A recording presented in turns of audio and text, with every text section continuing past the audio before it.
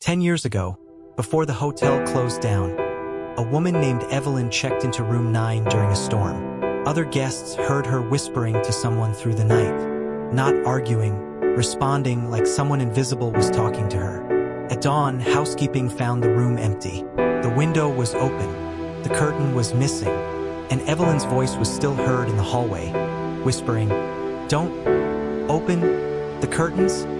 The hotel shut down the next week, but it reopened 10 years later under new owners who didn't know the legend.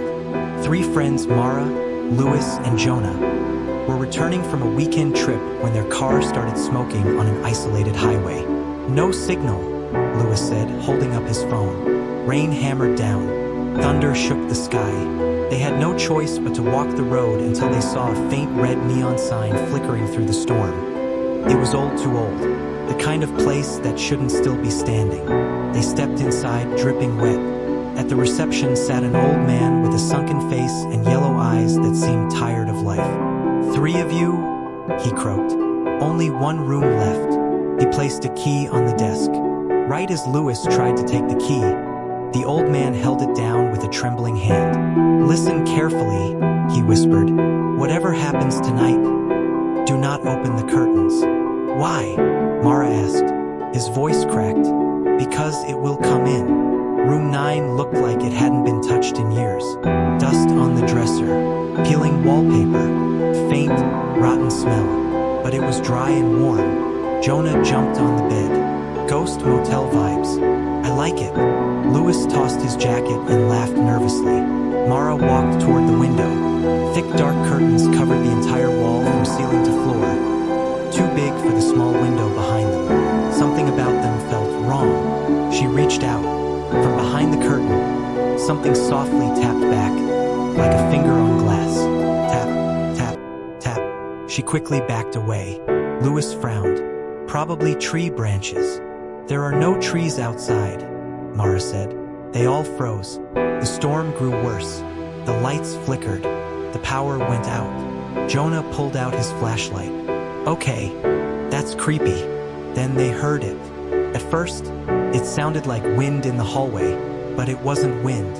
It was breathing, slow, deep, and close. The breathing moved from behind the door, to under the bed, to the ceiling, to the curtain. Mara whispered, "Guys, it's in the room." The breathing stopped. Then, a long, slow scrape dragged across the window behind the curtain. Jonah stepped forward. "Maybe it's an animal."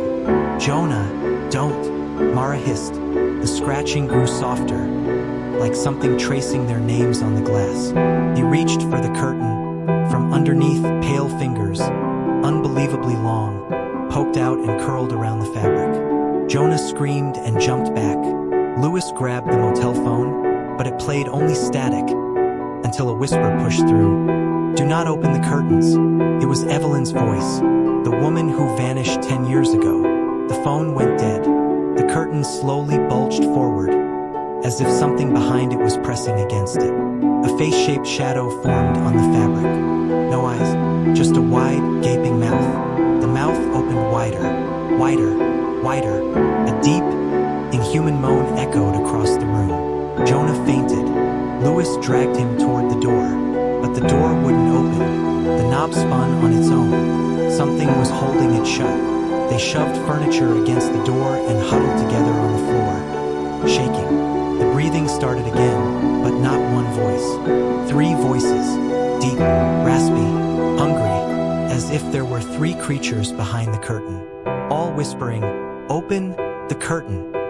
The lights exploded one by one, glass raining across the room. The curtain shook violently, then tearing.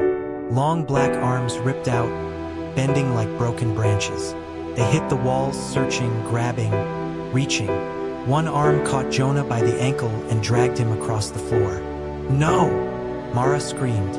Louis grabbed Jonah's arms, pulling with all his strength. Behind the curtain, the creature growled. A low, impossible, vibrating sound that made the whole room tremble. Jonah was pulled halfway under the curtain. His scream was the last thing they heard before silence. The curtain went still.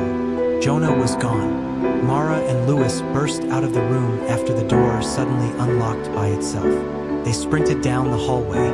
Lights shattered above them. One by one, a shadow crawled along the walls, stretching from room 9 to them, long, twisted, and fast. They turned a corner and froze. Jonah stood there, alive, but his eyes were gone. His mouth hung open unnaturally wide. He lifted one trembling arm and pointed behind them. Something whispered from his throat. "It followed you." Then Jonah collapsed, lifeless. They finally found the old receptionist hiding behind the counter, shaking. "You opened it, didn't you?" he whispered. "Opened what?" Louis shouted. "The curtain." He pointed a trembling finger. "That curtain, it's not made of fabric. It's made of skin." Mara gagged. "The creatures behind it," he continued, "are trapped between worlds. The curtain holds them back. But once it's disturbed, they hunger." A deep rumble echoed through the hallway. "They're coming." The ceiling lights went black one by one. A monstrous shadow crawled from the hallway into the lobby, tall, skeletal, with arms that scraped the floor. Louis grabbed Mara's hand. They ran through the front door as the glass shattered behind them. They didn't stop running until the motel disappeared in the darkness of the storm. Behind them, a roar shook the entire building. The motel lights all blew out at once. The next morning, police arrived. They found the lobby empty, Jonah's body missing, claw marks covering every wall, and room 9's curtain torn off completely. The window was open. Cold air blew through it. A faint whisper echoed in the hallway. "Open the curtain." The motel was shut down again. But at night, passing drivers say they can still see the silhouette of someone standing at the window of room 9. And the curtain, even though it's gone, still moves as if something behind it is trying to get out. If you want part 2, where Mara and Louis discover the true origin of the shadow and return to the motel, like and subscribe so you don't miss it.